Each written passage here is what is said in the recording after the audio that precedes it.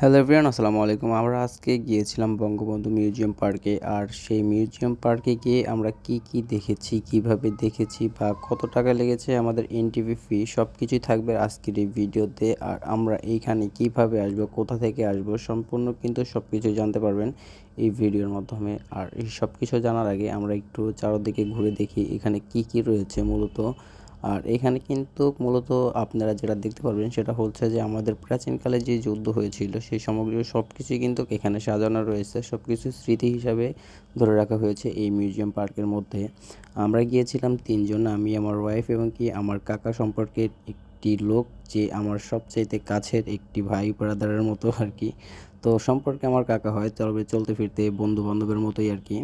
তো এখানে দেখতে পাচ্ছেন একটি নৌকা, এটা হচ্ছে প্রাচীনকালের নৌকা যেগুলো দিয়ে আমাদের যেই সৈনিকরা তারা কিন্তু নদীপথে চলাচল করতো। এখানে আরও আপনারা অনেক কিছু দেখতে পারবেন। আর এটা হচ্ছে একটি দৃশ্য, এখানে কিন্তু প্রাচীনকালের যেই সামগ্রী ছিল সব কিছু এখানে রাখা আছে। আপনি চাইলে 3D আর্টে গিয়েও ছবি তুলতে পারবেন। দুঃখবশত হচ্ছে আমরা 3D আর্টে গিয়ে ছবি তুলতে পারিনি, কারণ সেখানে এন্ট্রির ফি ছিল অনেক বেশি, তাই আমাদের প্রয়োজন হয়নি ওইখানে গিয়ে ছবি তোলার। তাই আমরা এখানে 150 টাকায় যা যা দেখতে পেরেছি সব কিছুই দেখেছি। আর অবশ্যই আমাদের এন্ট্রি ফি হচ্ছে, বঙ্গবন্ধু মিউজিয়াম পার্কে আসতে হলে আপনার এন্ট্রি ফি লাগবে 150 টাকা, যদি আপনি 10 বছরের উপরে হয়ে থাকেন। এবং কি 5 বছরের নিচে যে বাচ্চাগুলো রয়েছে তাদের এন্ট্রি ফি আর একটু কম হবে। আর আপনি যদি ট্যুরে আসেন বা বাহিরে হয়ে থাকেন সেই ক্ষেত্রে এন্ট্রি ফিটা আরও বাড়বে। তো এই ছিল এন্ট্রি ফির বিষয়টা।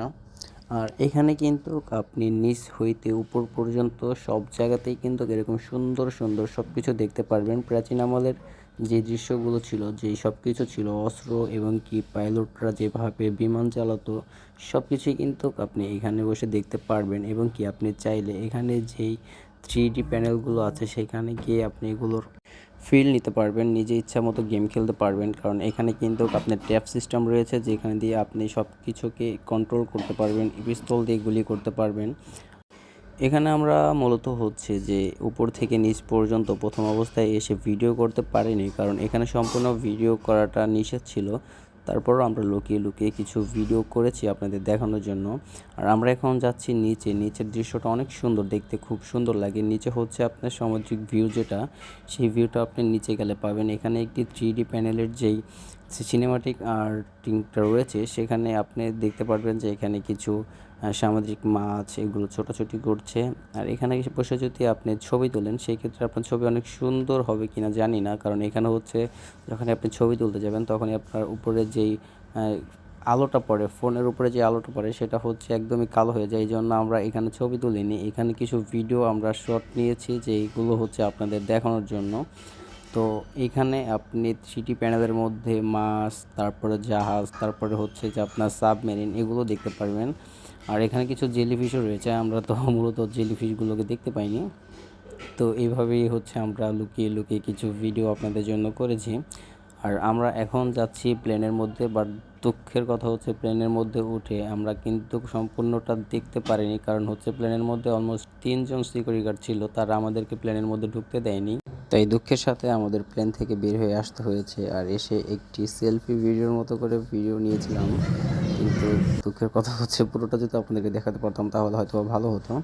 আর ভালো কথা, আমরা মূলত ধানমন্ডি বাংলা মোটর থেকে একটা রিক্সা নিয়ে 100 টাকা ভাড়া দিয়ে চলে এসেছি বঙ্গবন্ধু মিউজিয়াম পার্কের সামনে। এটি হচ্ছে তেজগাঁও বঙ্গবন্ধু মিউজিয়াম পার্কের সামনে। যদি আপনি বলেন যে কোনো জায়গা থেকে, সেই অনুযায়ী ভাড়া ডিসাইড করে আপনি কিন্তু চলে আসবেন। আর চলে আসার পরে কিন্তু এখান থেকে গেটে যখন আপনি ঢুকবেন তখন আপনাকে চেক করে ঢুকানো হবে যে আপনার সাথে লাইটার কিংবা অস্ত্র বা অবৈধ কোনো জিনিস আছে কিনা। যদি থাকে সেগুলো অবশ্যই তারা রেখে দেবে। আর অবশ্যই যাওয়ার সময় কিংবা সেগুলো পাবেন কি না সেটা জানি না, কারণ আমাদের কাছে ছিল না বিধায় আমাদের কাছ থেকে কিছু রাখতে পারিনি। আর এভাবেই কিন্তু আমরা এই ভিডিওগুলো করেছি আপনাদের জন্য। তো দয়া করে আমাদের চ্যানেলটিকে সাবস্ক্রাইব করে প্রতিনিয়ত এরকম ভিডিও পাওয়ার জন্য চ্যানেলের আইকন বাটনটি অন করে রাখতে পারেন। আমার এক্সপিরিয়েন্সে আমি যতগুলো জাদুঘরে গিয়েছি তার চাইতে সবচেয়ে বেস্ট মনে হয়েছে এটা, কারণ এখানে এসে আমাদের প্রাচীনকালে যে যুদ্ধের সময় সব কিছুই কিন্তু এখানে দেখতে পেয়েছি। পিস্তল, কামান, রাইফেল মিসাইল সহ সব কিছুই কিন্তু আপনি এখানে দেখতে পারবেন এবং কি যারা যুদ্ধ করেছিল তাদের পোশাক হইতে শুরু করে তাদের ব্রেসপ্লেট সব কিছুই কিন্তু এখানে সাজানো আছে। এখানে অনেক কিছু মনিটরিং করতে পারবেন আপনি আসলে। তো আমি সাজেস্ট করব আপনারা যেখান থেকেই আসবেন এখানে আসা একবার হলেও উচিত, কারণ এখানে এসে আপনি যা যা দেখতে পারবেন সেই থেকে আপনি বৈজ্ঞানিক সাধারণত ধারণা নিতে পারবেন যে তারা প্রাচীনকালে কীভাবে যুদ্ধ করেছিল। আর সেইভাবেই কিন্তু আমরা সব কিছু ডিসাইড করে এই মিউজিয়াম পার্কে এসেছি। তো এখন আমরা চলে যাচ্ছি হচ্ছে একদম উপরের বাইরের সীমানায়। আর এখানে বাইরে গিয়ে আমরা কিছু ছবি তুলেছি যেগুলো হয়তো আপনাদেরকে দেখানো সম্ভব না। আর সেই ছবিগুলোই কিন্তু আমরা বর্তমানে ফেসবুকে আপলোড করছি আর কি। তো উপরে আসার পরেও কিন্তু অনেক সুন্দর ভিউ পেয়েছি, কারণ এখানে রয়েছে ট্যাঙ্ক হইতে শুরু করে অনেক কিছুই কিন্তু উপরে পাবেন যেগুলো হচ্ছে আপনি ভিতরে পাবেন না। উপরে উড়োজাহাজ, রকেট, তারপর অনেক কিছুই পেয়ে যাবেন। এখানে যেটা দেখতে পাচ্ছেন এটি হচ্ছে যুদ্ধের সময় যে পোশাকগুলো তারা পরেছিল সেই পোশাকের ভিডিওগুলো কিন্তু আমরা আপনাদেরকে করে দেখিয়েছি। আর উপরে যে ভিডিওটা আমরা নিয়েছিলাম উপরে রয়েছে ট্যাঙ্ক, মিসাইল, কামান সহ অনেক কিছু। তো আমি সাজেস্ট করব একবার হলো বঙ্গবন্ধু মিউজিয়াম পার্কে আসা উচিত সবার।